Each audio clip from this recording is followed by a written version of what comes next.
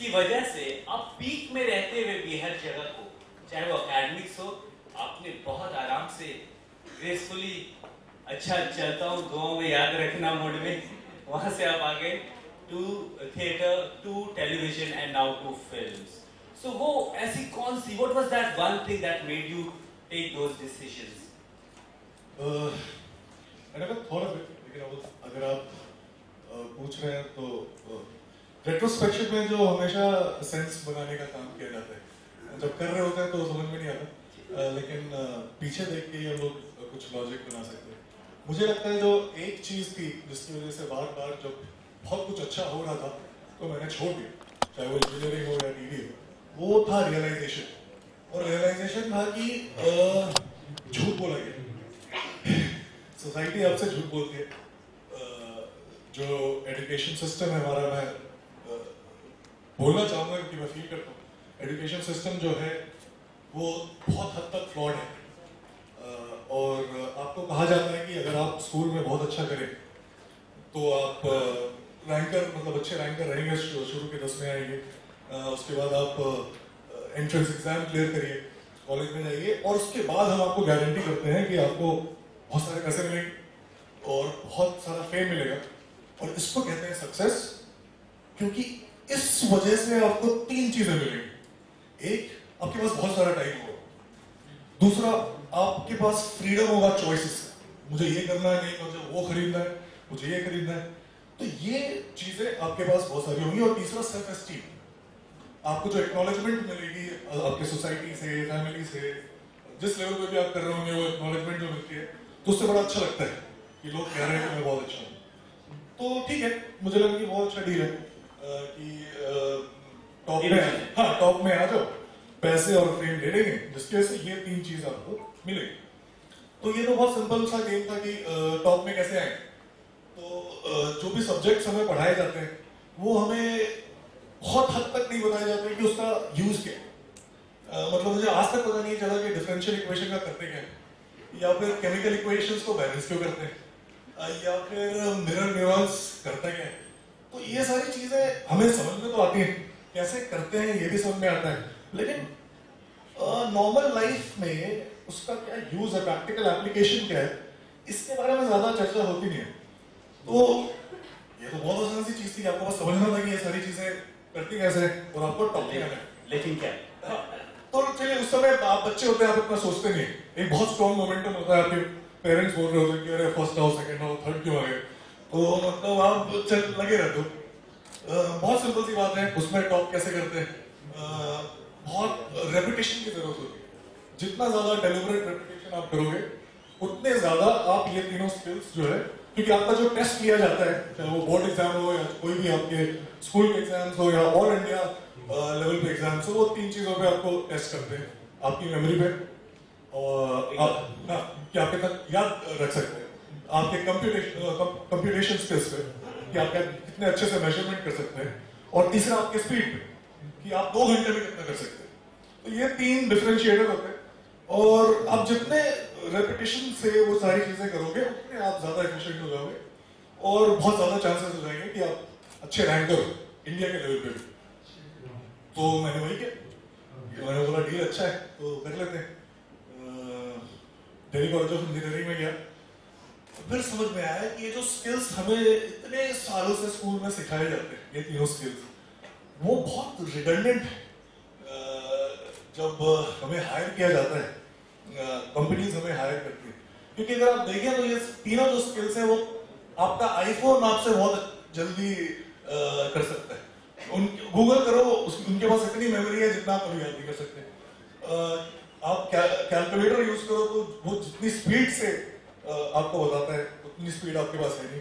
और computation skills भी आप देख सकते हैं कि जो कंप्यूटर करता है वो आप कभी नहीं कर सकते। तो अगर कंप्यूटर है सोसाइटी में और आपने इन तीनों स्किल्स में महारत हासिल की हुई है, तो फिर आपका क्या काम। तो हायर हम उस चीज पे होते नहीं, हमें फिर बोला जाता है यार ऐसा है कि इनोवेशन पे हम तुम्हें हायर करें। तो पहला धक्का लगता है कि यार अभी तक तो इसके बारे में सोचा ही नहीं था, तो नया आ गया, नया फंड है। इनोवेशन पे हम आपको हायर करेंगे। आपको विश्वास नहीं होगा कि आई थिंक वी मस्ट, सबको ये बात पता होगी, जो बहुत बड़े बड़े कंपनीज हैं सारे प्रेस्टिजियस कॉलेजेस में जाते हैं, हायर करते हैं वहां के टॉप स्टूडेंट्स को और फिर री एडुकेट करते हैं। स्पेशल स्किल्स में नहीं, नॉर्मल री एडुकेशन करते हैं, क्योंकि 66% जो हायर्ड स्टूडेंट्स होते हैं, जो बहुत अच्छे होते हैं, उनसे कंपनीज कुछ नहीं, क्योंकि उनके पास तो स्किल्स नहीं। तो हमने गलती क्या की, हमें तो बोला गया था ये काम करने के लिए। तो अब इनोवेशन जो है वो बड़ा डाइसी मामला है। पहले उनको अनलर्न कराओ जो सीख के आए हैं जिसके हाँ, लिए तो top एक है। साल में वो यही होता है कि आपके पास एक चीजें दी जाती हैं कि ये सारी चीज से कुछ नया होगा।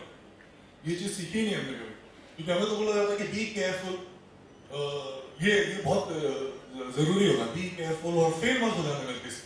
हाँ, फेल होना पाप है। तो जब फेल नहीं होना इतना ज्यादा हमें डीपली वायर्ड है, तो फिर कुछ नया इम्प्रोवाइज करने के लिए बहुत ही जरूरी है कि आप बार बार फेल हो गए, क्योंकि आप एक ऐसा रिलेशनशिप स्टैब्लिश कर रहे हो जो आपको पता है और जो आपको नहीं पता है, उसके बीच में। तो जब आप ये काम करने लगते हो तो आप बहुत बार फेल होते हो, तो बहुत डर लगने लगता है।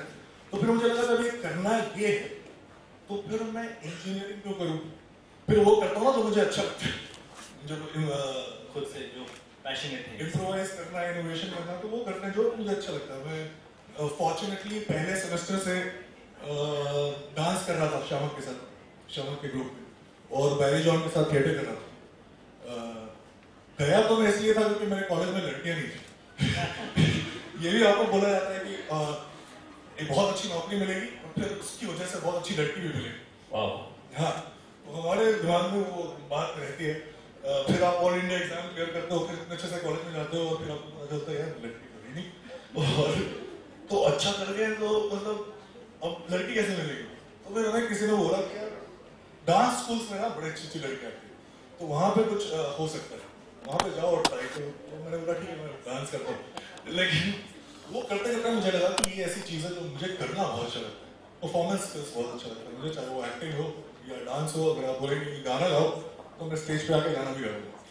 तो परफॉर्मेंस जो है वो बड़ा अच्छा लगता है। तो मुझे जब तीसरे साल में समझ में आया कि इनोवेशन जो है अब रिक्वायर्ड है, तो मैंने बोला कि तो फिर हम आपका काम नहीं करेंगे, हम वो करेंगे जो। तो आपको समझ में आ रहा है कि ये चीज, ये छोटा सा डिफरेंशिएटर है फ्रीडम ऑफ चॉइस के बारे में। और उसके बाद सारे हार्वर्ड के बच्चों को बोला गया कि अच्छा बताओ कि क्या तुम्हें फ्रीडम ऑफ चॉइस चाहिए? तो 76% लोगों ने बोला हाँ चाहिए। तो 76% ऑफ हार्वर्ड के बच्चे जो ऑलरेडी बहुत इंटेलिजेंट, वो ये डिसाइड करते हैं कि वो खुश नहीं रहना चाहते, क्योंकि उनको फ्रीडम ऑफ चॉइस चाहिए, क्योंकि हमें लगता है कि फ्रीडम ऑफ चॉइस से खुशी हमें लगता है, लेकिन ऐसा होता नहीं। तो ये तो हुआ नहीं। तो टीवी में कर रहा था और मुझे लगा कि यार ये भी गलत है, ये भी झूठ बोला गया। और जब आप पीक पे थे टेलीविजन में भी, तो आपने उसको बड़े आराम से यू लेफ्ट दैट। ये आपको समझ में आ गया ना कि ये तीनों चीज जो प्रॉमिस की गई थी वो झूठ बोली गई थी, तो फिर हम क्यों करें? तो फिर मैंने उसको छोड़ दिया। अब एक ही चीज रह गई थी कि जो मैं काम करता था वो बहुत अच्छा लगता था मुझे करना। अगर आप मुझे स्टेज पे परफॉर्म करने बोलो, मुझे कोई कैरेक्टर पोर्ट्रे करने बोलो, या फिर परफॉर्मेंस करने बोलो, तो मुझे वो बहुत अच्छा लगता है। उसका कोई टेक अवे नहीं होता कि कल बहुत मजा आएगा या एक साल बाद बहुत मजा आएगा। उस समय करने में बहुत मजा आ रहा होता है, उस मोमेंट को पूरी तरह जीने का। जी। और इतना पसंद है कि मैं दिन भर वही सोचता रहता हूँ। जल्दी सुबह में 10 मिनट पहले उठ जाता हूँ। ये नहीं कि मुझे कुछ पॉइंट प्रूव करना है, एक्साइटमेंट है कि कैसे करेंगे। अभी जो मेरी अगली फिल्म है जिसमें मैं एस्ट्रोनॉट प्ले कर रहा हूँ, तो उसमें जीरो ग्रेविटी क्या होती है, 3G क्या होता है, केप्लर्स लॉ क्या होता है, वो लोग कैसे कैसे काम करते हैं। आई थिंक दैट्स चंदा मामा दूर की। चंदा मामा दूर की। तो नासा जा रहा हूँ मैं, जहाँ पे उसकी तैयारी करूँगा। तो ये जो एक्साइटमेंट है, इसकी वजह से मैं 10 मिनट पहले उठ जाता हूँ। मुझे 3-4 बजे तक नींद नहीं आती, और कुछ करने में मजा ही नहीं आता। तो जो बात ये है कि आपसे झूठ बोला जाता है कि ऐसे करो तो वैसा होगा और फिर कुछ हो जाएगा, ऐसा कुछ नहीं होगा। प्रिजम्पशन के हिसाब पे पूरी जिंदगी निकल जाती है। लेकिन अगर आप देखो, तो अगर आप इस तरीके से काम करो शुरू से, तो जो हमें वो 4-5 क्वालिटीज बोली जाती है जो बहुत जरूरी है सक्सेस के लिए, hard work, perseverance, risk taking abilities, तो ये सारी चीज जो है ये बाई प्रोडक्ट है, प्रोसेस इटसेल्फ। अभी मैं बड़ा मेहनत करता हूँ, लोग बोलते हैं बहुत मेहनत करता हूँ, मुझे लगता है नहीं कि मैं बहुत मेहनत करता हूँ। मुझे ये लगता है अनदर दैट वन थिंग कि आप छोड़ते तो गए पीक में पढ़ाई के समय, Delhi college of engineering, then theatre, then television, now in cinema. What is that one thing जिसकी वजह से आप हर जगह सरवाइव तो करते ही गए, छोड़ने के बावजूद फ्लॉरिश करते गए, बहुत अच्छा करते गए? वहां भी कोई वन थिंग रही होगी, उस पे if you would like to reflect upon. क्योंकि ये बहुत सिंपल सी बात है, जैसे मैंने पहले बोला था कि जो स्ट्रक्चर आपको सोसाइटी देती है सक्सेस का, उसका जो मेन डिफरेंशिएटर है वो डेलिबरेट रेपुटेशन है। डेलिबरेट रेपुटेशन से आप टैलेंट भी कल्टीवेट कर लोगे, आप हार्डवर्क भी कर लोगे, सब कुछ कर लोगे। जब मैं अभी एक्टिंग करता हूँ क्योंकि मुझे इतना पसंद है, जैसे बचपन में वीडियो गेम खेलते थे ना, तो वीडियो गेम खेलते थे तो पता नहीं चलता था 2-3 घंटे बीत गए, क्या पहना हुआ, भूख लग रही थी मुझे, ये सब कुछ पता नहीं चलता। आप इतने ज्यादा इनग्रॉस्ड होते हो, it attracts your attention so much that there is nothing else that you can think of. So hard work जो है, अगर आप कुछ ऐसा करें जो आपको अच्छा लगता है करना उस समय में विदाउट एनी टेक अवेज, तो आपको पता ही नहीं चलेगा कि आप हार्ड वर्किंग हो। वो दूसरे के पॉइंट ऑफ व्यू से आप हार्ड वर्किंग, आप परसिवरेंस आपके पास होगा क्योंकि कुछ और अच्छा नहीं लगता, मैं अगले दिन भी वही करता हूँ, पैशनेटली परम एकाग्रता की स्थिति एकदम वही, और नई नई चीज ट्राई करते रहोगे क्योंकि वही तो एक्साइटमेंट है। जो आपको पता नहीं होता कि एग्जैक्टली किस तरीके से करना है, तो ही तो मजा आता है ढूंढने में। तो डेलिबरेट रेपिटेशन होता रहता है और इस तरीके से होता है क्योंकि आप इतना ज्यादा इनग्रॉस्ड हो, इतना ज्यादा फोकस में होता है कि जो सोसाइटी का सक्सेस का फॉर्मूला है उसमें आप शुरू में रहते ही हो, तो आप बार बार यू विल बी हायर।